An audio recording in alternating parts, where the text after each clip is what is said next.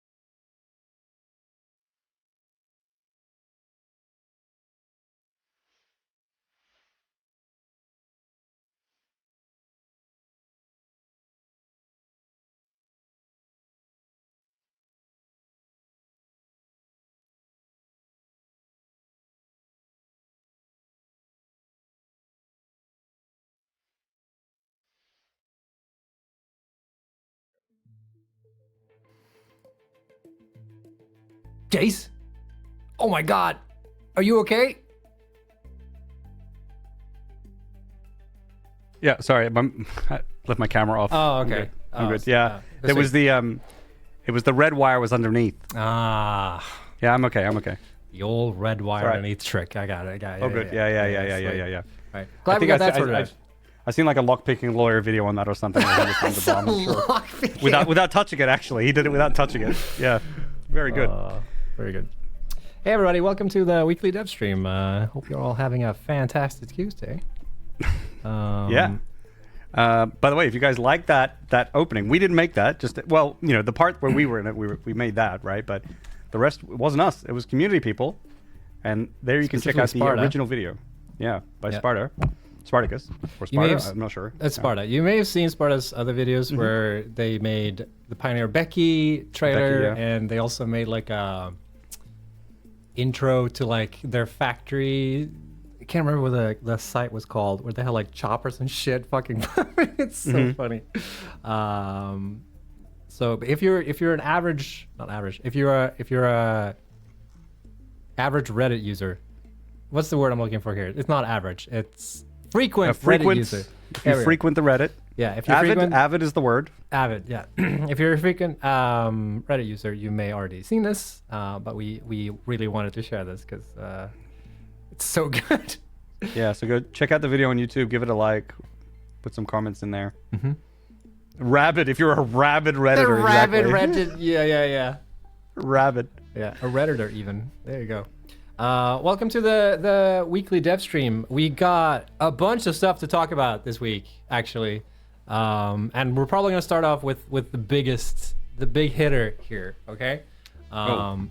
So what could that be? Yeah, so last week we mentioned that we were going to have like an internal playtest at the office, which was like one of the first ones where we felt more optimistic about the state of the game.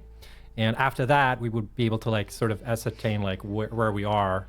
You know, we've been in this like kind of limbo for a while now where we've just been like fixing the game and focusing on that. Didn't really know what was going on and where we're going, what we're doing, who we are, and all that stuff. Where did we come from? Where did we go? And the playtest was what? Yeah, sorry. Apparently there's an echo. Is there an echo, guys? Of you or me? Well, I wasn't speaking, so. Of me? Oh wait, where's the echo? Is it? Do you have No, it two sounds fine, browsers right? open? Yeah. Do you Yeah, have I two think it's two browsers open? open. Yeah. There's no echo. It's fine. Yeah.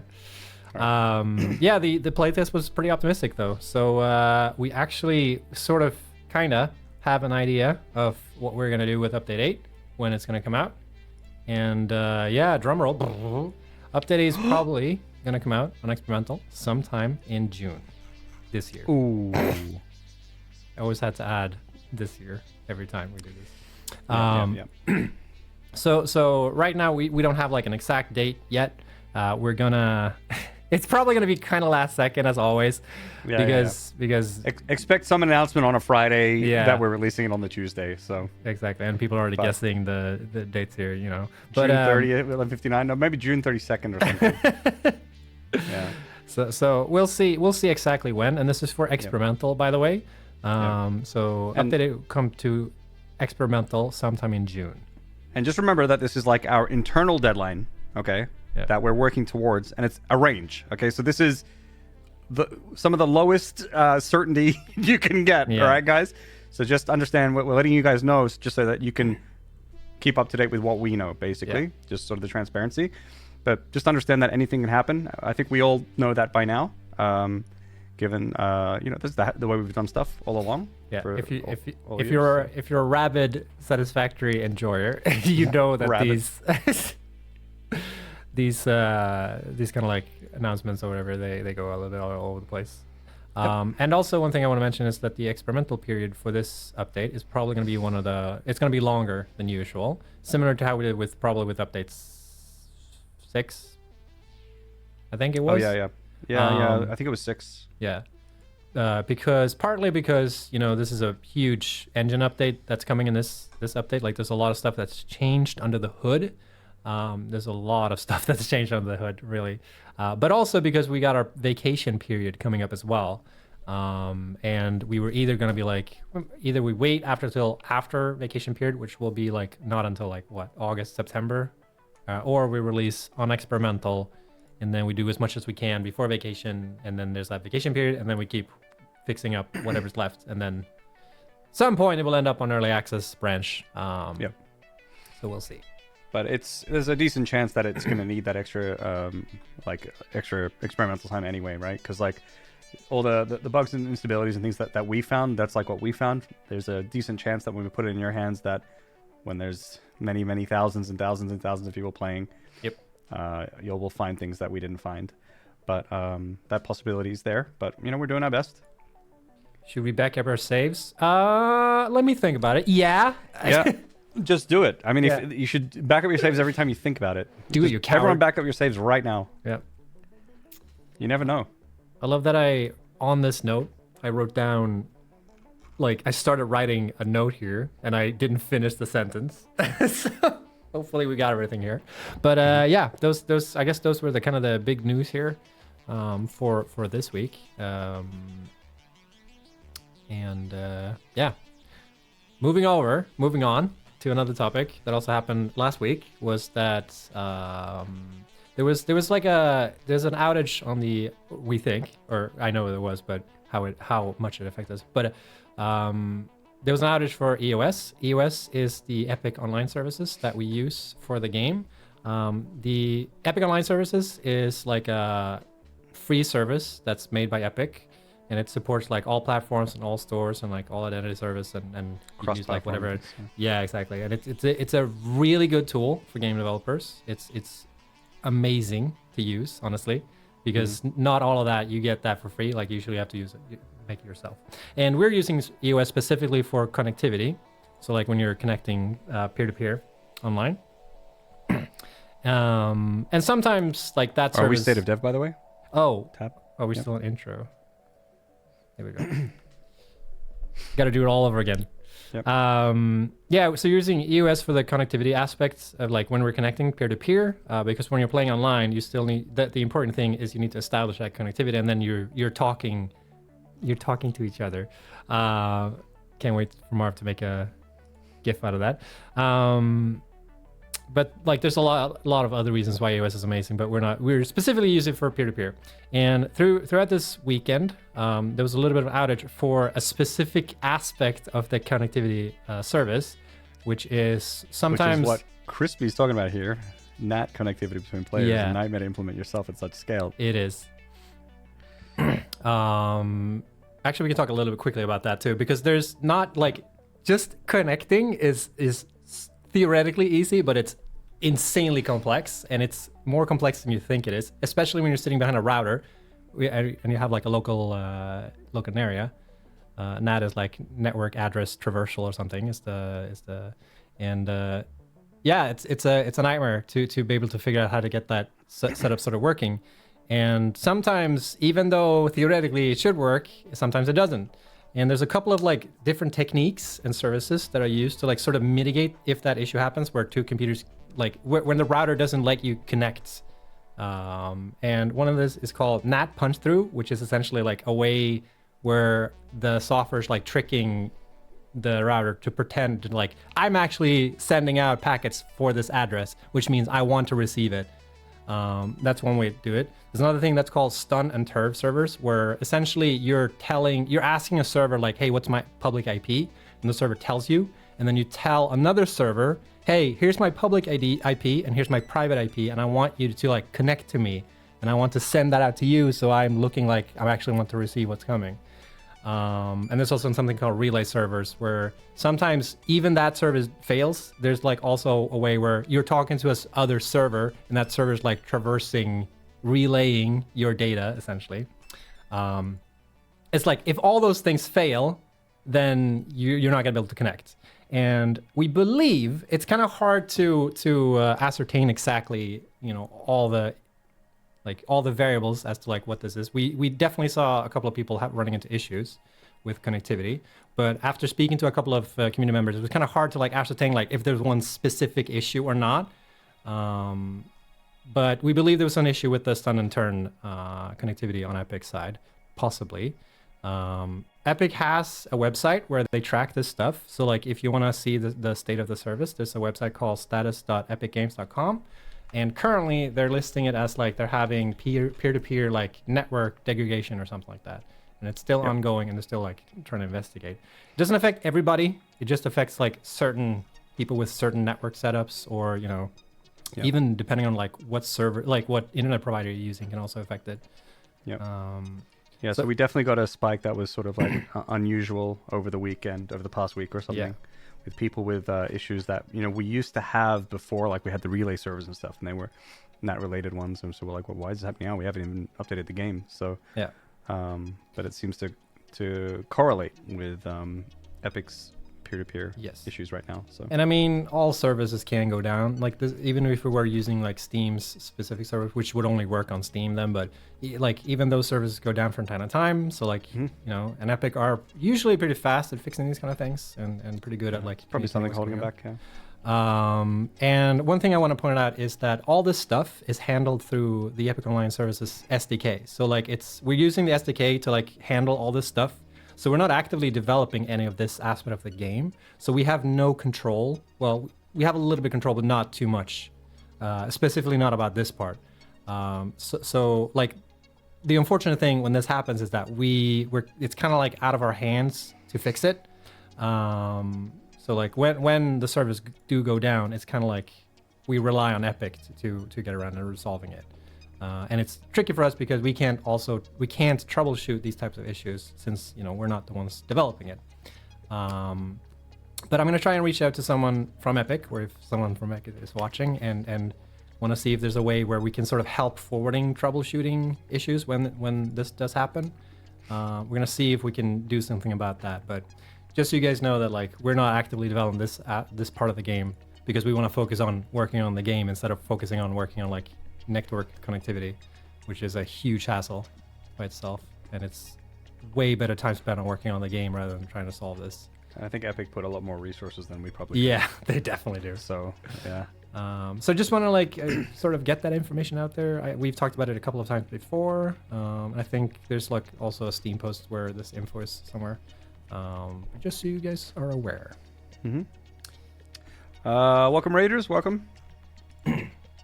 Ooh, nice. We have more for State of Dev, don't we? Yes, we have more. It never ends. So we're also going to talk about last week's video.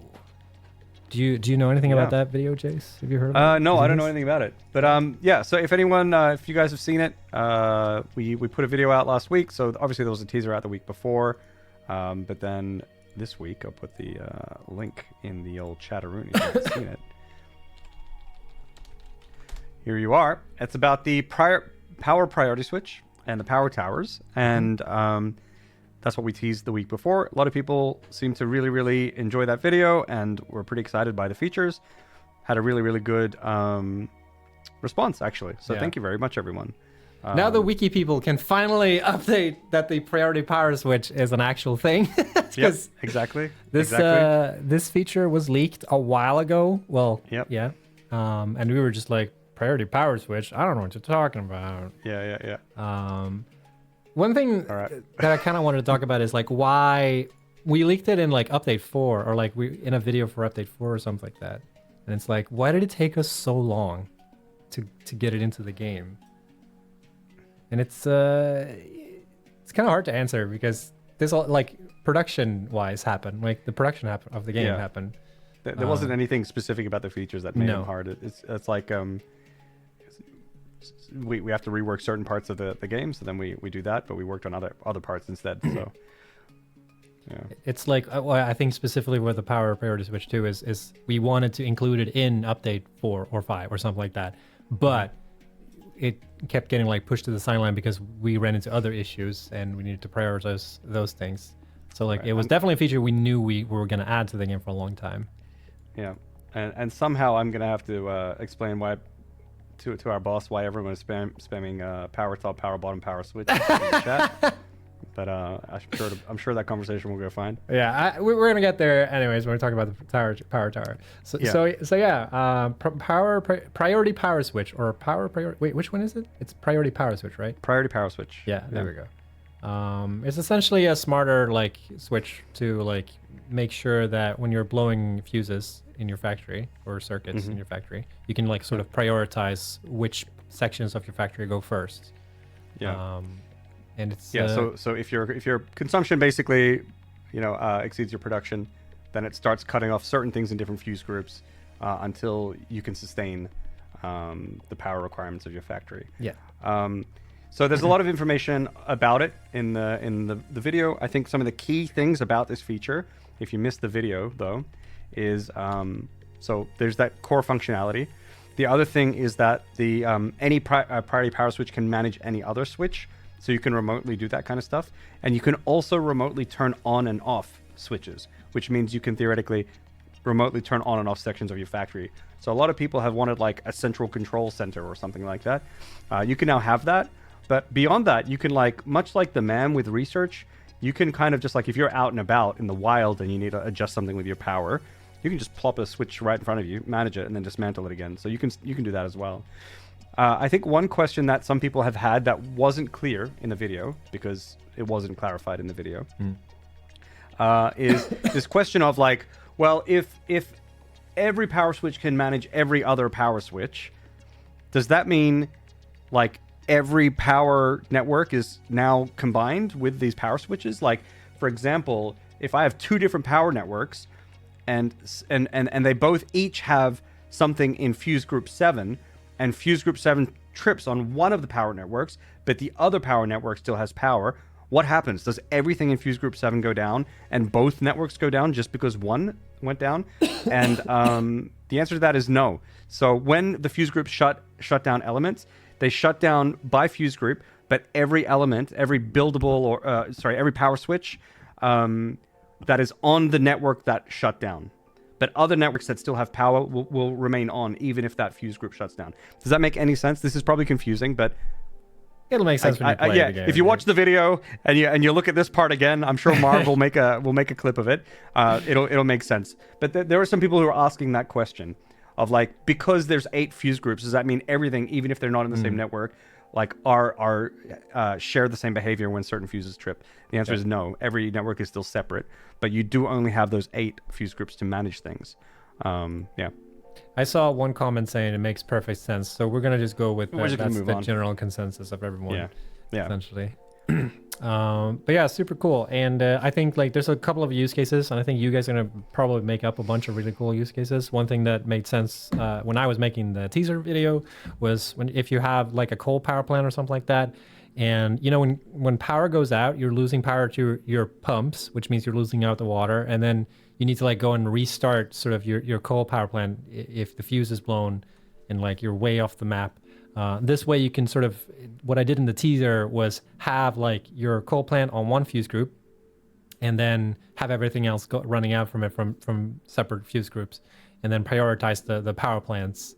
So like if power goes, it will go like the last fuse group, which would be or the highest priority fuse group, which would be the coal power plant, would still stay on.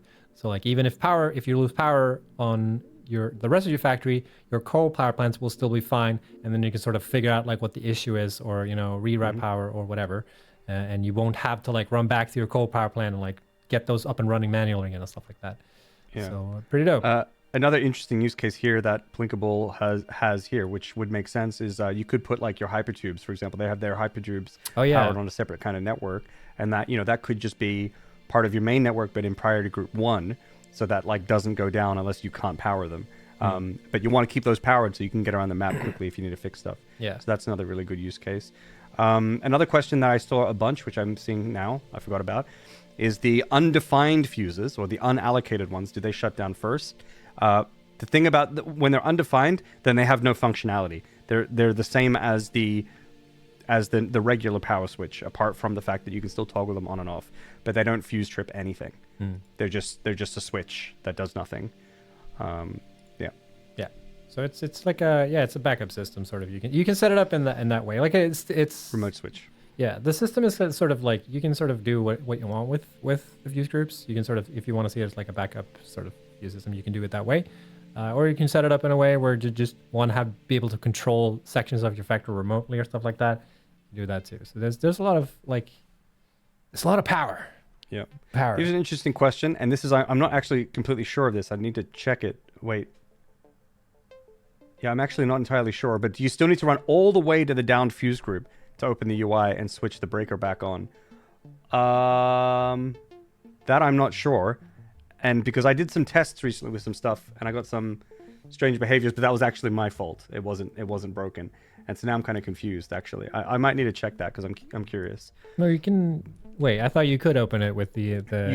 You can turn on the power switches, but I think the question is about, is that fuse of that whole network shut down and you have to pull the breaker switch? It's the thing that, like, remember when I was showing with biomass burners? Yeah. And I have to like do that stuff manually. I'm not entirely sure. I just need to check, but it's probably been accounted for. Yeah, I'm pretty sure you can remotely do it, because I'm pretty sure I did that when I was making my video. Yeah. And I was far away and I turned it off and on just to get the lights to flick off and on where I was. Yeah. So I'm pretty sure you can do it remotely, but we can double check that. Yeah. Make sure we're not sharing false information, which we would never do. Never. All information on the internet is true, especially here. And if I was wrong, then we just change the facts instead. We change it in the game, yeah. Yeah, exactly. Yeah. Another thing that we also revealed in the trailer were the power towers. Kind of self-explanatory. I think most people figured out everything. It was a lot of fun to see people like sort of figure out what was the thing with the priority switchers.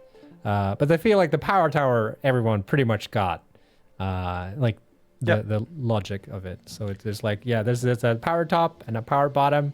Type 1 in chat if you're a power top. Type 2 in chat if you're a power bottom. And the the power top gives you access to like being able to pull longer stretches of wire. And the power bottom is so you can like hook up your factory or whatever. It's kind of split, honestly. Yeah. But the other key thing with the power lines is that the power top connections, you can have like your power lines can be about 3 times as long, which is super good. Yeah. Makes it really easy when running power long distance. Not only that, there's a version of the power towers that have platforms, which makes it really easy to climb up and then like zip line and then build and then zip line and then build. So it's a really, really effective kind of feature. You also, I think you also mentioned in the video, right, that like the build distance for power towers are also longer. Yep. So you can like aim for the even dismantling is longer. I don't know if it's 3 times as long or not, but it is longer. Yeah. I think it matches the length of the cable when I tested it out. But okay. Yeah, but definitely you can build them like same distance and Gucci makes it a lot easier to like when you're pulling wire like power from a long distance. Makes it a lot easier using the power towers. Even though like maybe you don't want the aesthetic of it because like the power towers really like originally were, we wanted to add more variety to the aesthetic aspect of that building, but then we added a bunch of features to it too. But it's pretty handy not have to pull. I saw a couple of people asking like if we do this, does that mean that we're gonna stop giving power through like train lines and stuff like that? And I think the answer to that is no. No, you're not going to change that aspect of the game. You're still going to be able to like use your train lines to like transport power if you want to. So if you don't like the power towers, you can still pull power the same way with your train tracks and stuff like that. Yep. So should be fine. Another question that people have asked, also a little bit more nuanced here, but from Hasno, are all connectors in the power tower automatically connected to the same network? Can you run separate power networks along the same tower, considering there are 2 separate connectors at the top? So if you've seen the power towers, they do have 2 connectors at the top, but that's just purely aesthetic. It's just one line. So when you go to build and connect things from the power tower at the top, it just drags out 2 lines, even though it's just one power line. It's just a visual thing, so you can't do that. Power tower's too big for the blueprint designer? I don't think so. Power towers are... I think they are pretty big. Taller? Like, because they are... I don't think they'd fit, right? Do you want me to check? Sure. I'll check Do you it have right the... now. Yeah, check it right now. So I think they can... Oh, live testing? Yeah, go for it. Because I think they fit. Because they are same height as the coal generators. And I think the coal generators, we made it so that they would fit. Or maybe the bounding box is changed or not. We'll see. We're about to find out. I think they will fit. Oh, guys, I'm in update 8 right now. Whoa, it's so cool! Whoa! Holy cow! I can't believe how amazing this update is! Oh, dude, it's like a whole new game! I wish you had like 14 lights that just made your entire cam like way overexposed and shit. Yeah. Just start shaking in your apartment. Do you remember, dude, do you remember when we were on, God, I can't remember who organized this. If it was, I think it was Thunderful. We were on like a charity stream. Oh yeah, we did RuneScape instead. Before we had even shown any gameplay from Satisfactory. Yeah. I believe. And we were like, we opened the main menu and we were like, all right, chat, you can vote if you want us to play RuneScape instead or play Satisfactory. And then everyone voted RuneScape for some reason. Wow, couldn't believe it. Yeah, it was wild. So we played RuneScape for like 2 hours or whatever instead of playing Satisfactory. Good shit. Is Jace now rendered with nanite? Oh, yeah. Right. That's right. Rendered with nanite. You're a big rock. That's right. Rock in my ocean. All right. What was I testing again? If the power towers are like can fit on the blueprint designer. Blueprint designer. Yeah. If you can create blueprints with the power towers, essentially. Mm-hmm. Wait, how do you play this game yet? I'm kidding. Yeah. Jace the Rock Varley. Okay. Yo, shit! Can you wait? No, I need to do that. I didn't realize that until now. That's so funny, actually. What? What's going on? Wait, goddamn it! My mic is in the way.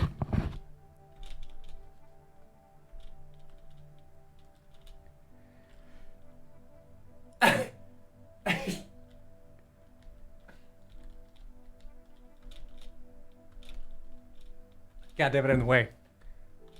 It kind of works. What's happening? Oh yeah, right.